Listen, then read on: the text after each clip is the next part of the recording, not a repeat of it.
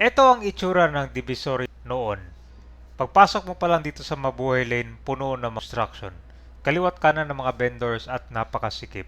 Kahit public utility vehicles, yung mga private na dadaan dito, ay inaabutan ng siyam-siyam bago makapasok Divisoria. Ang laki ng pinagbago. Noong pagkaupo ni Yorme noong unang term niya, 2019, agad pinalinis itong Divisoria ang Mabuhay Lane. At unting-unting naubos na yung Eddie at Patty dito. Recto, yan yung pabutang ko ng kami, Divisoria dyan. No?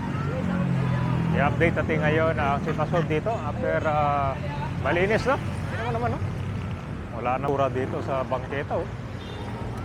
Dati ang dahil mga naka-illegal parking dito, tsaka yung mga basura, dito lang tinatapon sa kanyang bangketa. Ngayon, malinis na. Tapos dati ito kabay, pagkakit mo ng footbridge, maraming mga dyan, vendors. Oh.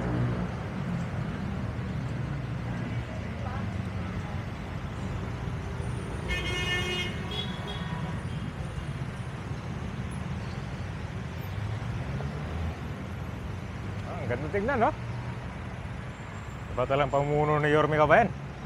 Unang term niya, 2019, pinalinis agad to. Divisoria, in-scoop ba?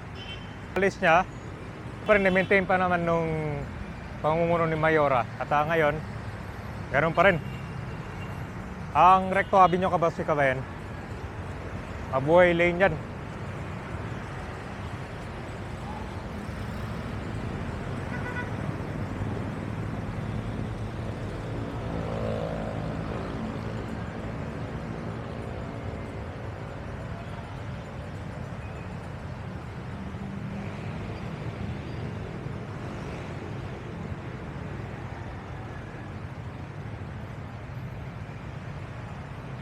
Ito guys, oh, di ba? Yan ka pagsik. Yan guys, oh. Ito papuntang konto sa Lucky Chinatown. Ito naman yung sitwasyon dito ngayon sa intersection. Yan. So ang buong kabuuan nitong Kakameng footbridge malinis na. Saka dito naman, no? Dati pag dadaan ka dito, matraffic, puno ng mga vendors.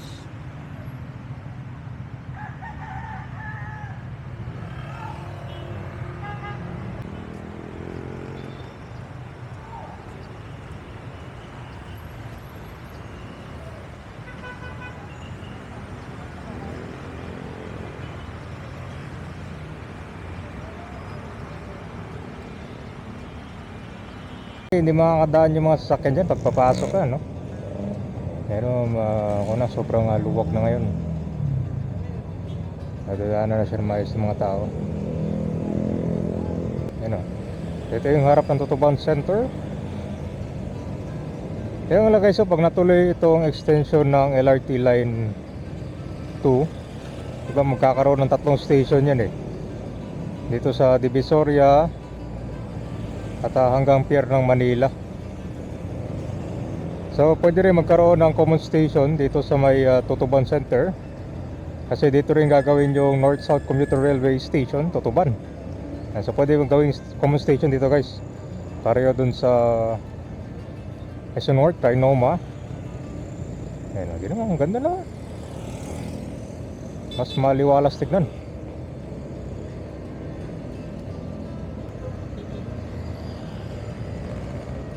Ito kasi kabay na talaga maraming dumadaan dito. Kailangan kung talaga ito malinis. Long obstruction. Marami lang yan, alas 5 lang dito yung merong night market. Talagang puno dito ng mga latag. Night market lang yun, kinaumagan, mga alas 5 magsisimula yun. Wala namang etneb dito, oh. Yan yung mga dito. Illegal na nung lekta, no? Mga vendor. Ayun, bawal na dito yan.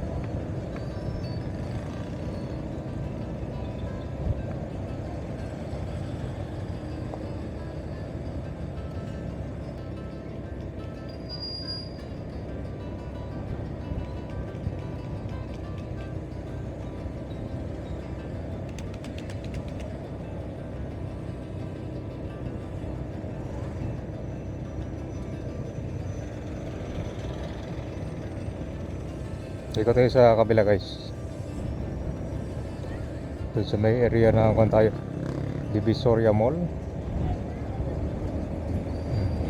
Dati kapag dati nung hindi pa maayos yung koleksyon ng basura, umaabot dito. Talagang napakadugyot.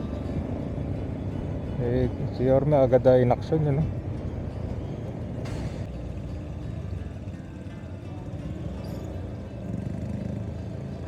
Ito guys, Divisoria Mall.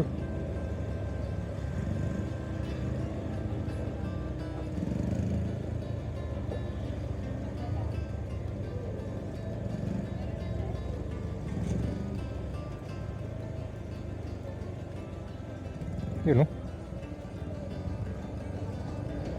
Dito yung bilihan ng mga chocolate, eh. Dito yung mura guys, eh.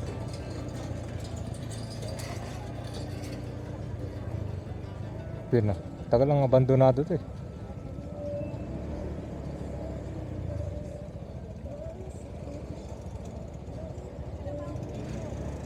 Dito yung Tabora, eh.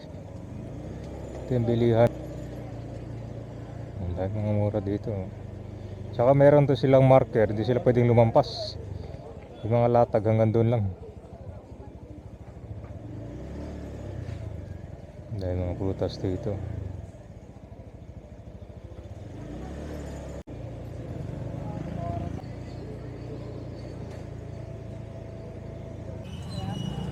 Ito na yung Tabora guys, oh.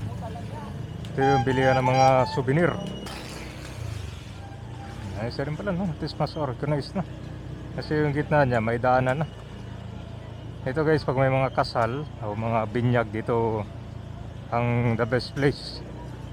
Mura tsaka kan, mabilis yung kanila dito paggawa. Ano, pag may mga binyag dito yan, Tabora.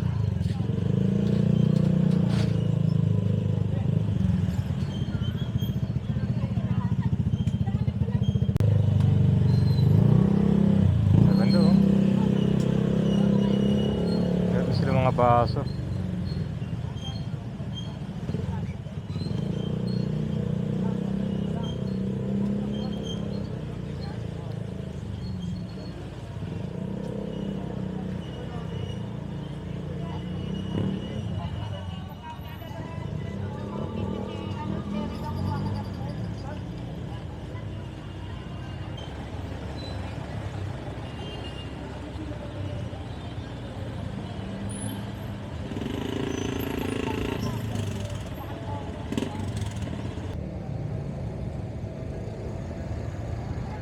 Yan.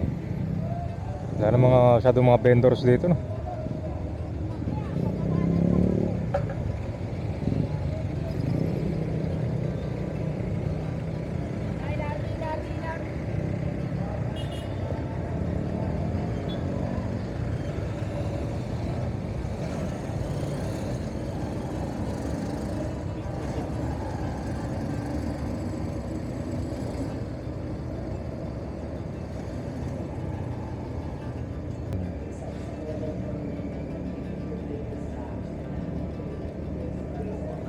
Grabe yung lamig dito, ah. Tumatago sa labas, ah. 999 Shopping Mall.